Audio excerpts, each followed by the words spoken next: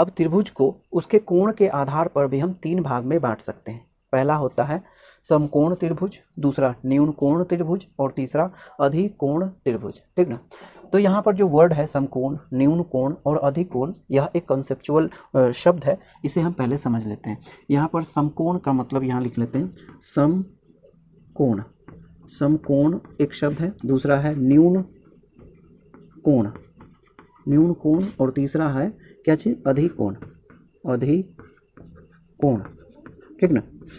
तो समकोण, कोण की बात हो रही है। एक त्रिभुज यहाँ पे हम ड्रॉ कर लेते हैं इस तरीके से, एक त्रिभुज है इस तरीके से, ठीक ना, और ए बी सी कोई एक त्रिभुज मान लिया, ठीक ना। इसमें ये कोण मान लेते हैं, ये है थीटा, ठीक ना। यहाँ पर थीटा एक संकेत है जिसका प्रयोग हम एंगल को डिनोट करने के लिए करते हैं, ठीक ना। तो समकोण त्रिभुज एक ऐसा त्रिभुज होगा जिसका मान है ना, जिसका मान 90 डिग्री के बराबर हो, ठीक ना। 90 डिग्री के कोण को समकोण कहते हैं, ठीक। उसके अलावा है दूसरा शब्द न्यून कोण। न्यून कोण का मतलब ऐसा कोण जिसका वैल्यू यानी मान 90 डिग्री से कम होता है, ठीक ना। ये कोण अगर ये 90 डिग्री से कम होगा, 90 डिग्री से कम होगा, तो इस कोण को हम क्या कहेंगे, न्यून कोण कहेंगे। फिर तीसरा है अधिकोण। अधिकोण का मतलब होता है वह कोण जिसका मान 90 डिग्री से ज़्यादा हो, ठीक ना। यानी अगर कोई थीटा एक कोण है और इसका मान ज़्यादा है कितना से, 90 डिग्री से ज़्यादा है, तो इस कोण को हम क्या कहेंगे, अधिकोण कहेंगे, ठीक ना। तो समकोण का मतलब ऐसा कोण जो 90 डिग्री के बराबर हो, न्यून कोण का मतलब हो गया ऐसा कोण जिसका वैल्यू मान 90 डिग्री से कम हो, और अधिकोण जिसका मान 90 डिग्री से ज़्यादा हो, ठीक है। तो एक समकोण त्रिभुज वह त्रिभुज होता है जिसमें एक एंगल, कोई एक एंगल का मान कितना होता है, 90 डिग्री के बराबर होता है। इसे हम ऐसे समझ सकते हैं, मान लेते हैं कि ए बी सी एक त्रिभुज है, ए बी सी है ना, सी एक त्रिभुज है जिसमें ये 90 डिग्री के बराबर है, ठीक। तो इस त्रिभुज को हम क्या कहेंगे, समकोण त्रिभुज कहेंगे, ठीक ना। समकोण त्रिभुज जिसमें एंगल सी बराबर कितना होगा, 90 डिग्री होगा, ठीक ना, 90 डिग्री होगा, ठीक। फिर दूसरा है न्यून कोण त्रिभुज। न्यून कोण त्रिभुज वह त्रिभुज होता है जिसके सभी कोण, एक की बात नहीं कर रहा हूँ, सभी कोण, जिसके सभी कोण 90 डिग्री से कम हो, ऐसे त्रिभुज को हम न्यून कोण त्रिभुज कहते हैं, ठीक ना। यानी कोई त्रिभुज है ए बी सी, ठीक ना, ए बी सी, जिसमें एंगल ए ये भी छोटा है 90 डिग्री से, एंगल बी यह भी छोटा है 90 डिग्री से, और एंगल सी यह भी छोटा है कितना से, 90 डिग्री से, ठीक। तो ऐसा त्रिभुज जिसके सभी कोण 90 डिग्री से छोटा हो, है ना, उस त्रिभुज को हम न्यून कोण त्रिभुज कहेंगे, ठीक। और तीसरा है अधिकोण त्रिभुज। अधिकोण त्रिभुज, अधिकोण का मतलब होता है वह कोण जिसका मान 90 से ज़्यादा हो, ठीक। तो ऐसा त्रिभुज जिसमें कोई भी एक कोण का मान 90 डिग्री से ज़्यादा हो, ऐसे त्रिभुज को हम क्या कहेंगे, अधिकोण कहेंगे, ठीक। मान लेते हैं कि यहाँ पर एक त्रिभुज है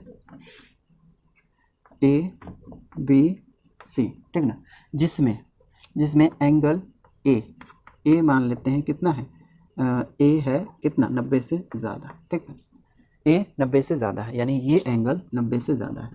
तो अगर किसी त्रिभुज में एक कोण 90 से, सिर्फ एक ही हो सकता है, ज़्यादा हो भी नहीं सकता, एक कोण, त्रिभुज का एक कोण 90 डिग्री से ज़्यादा है, तो ऐसे त्रिभुज को हम अधिकोण त्रिभुज कहेंगे, ठीक।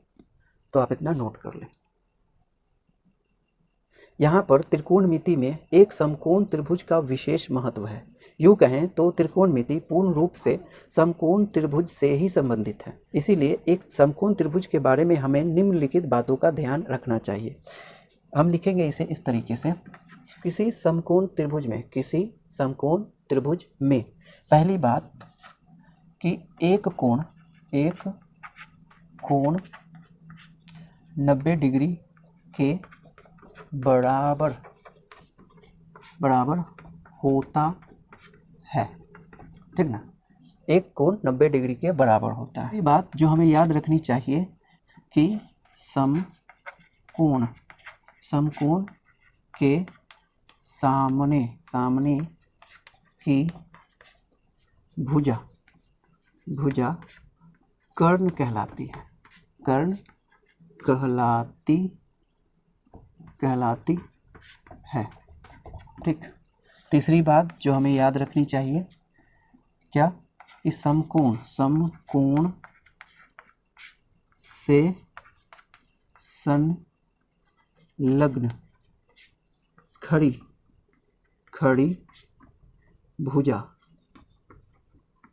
भुजा लंब कहलाती है। चौथी बात जो हमें याद रखनी चाहिए, समकोण से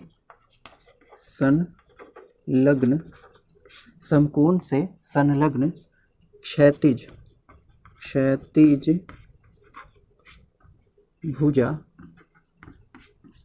भुजा आधार कहलाती है। पांचवी बात जो हमें याद रखनी है कि कर्ण का वर्ग बराबर होता है लंब का वर्ग प्लस आधार का वर्ग। ठीक ना। तो किसी समकोण त्रिभुज में हमें निम्नलिखित 5 बातों का ख्याल रहना चाहिए। पहली बात तो ये है कि एक कोण 90 डिग्री के बराबर होता है, यहाँ पर ये एंगल बी 90 डिग्री के बराबर है ना। दूसरी बात, समकोण के सामने की जो भुजा होती है वो कर्ण कहलाती है। क्या कहलाती है? कर्ण। ये समकोण है इस त्रिभुज का, है ना, क्योंकि समकोण त्रिभुज हमने माना है, तो ये कोण समकोण है और इसके सामने की भुजा ये है। ठीक, कितनी है? AC।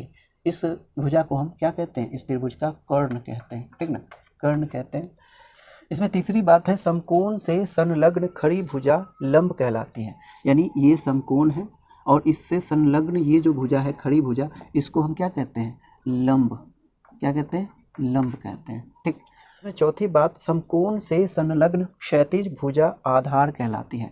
यानी ये समकोण है और इससे संलग्न ये भुजा, क्षैतिज भुजा, इसका आधार क्या कहलाती है?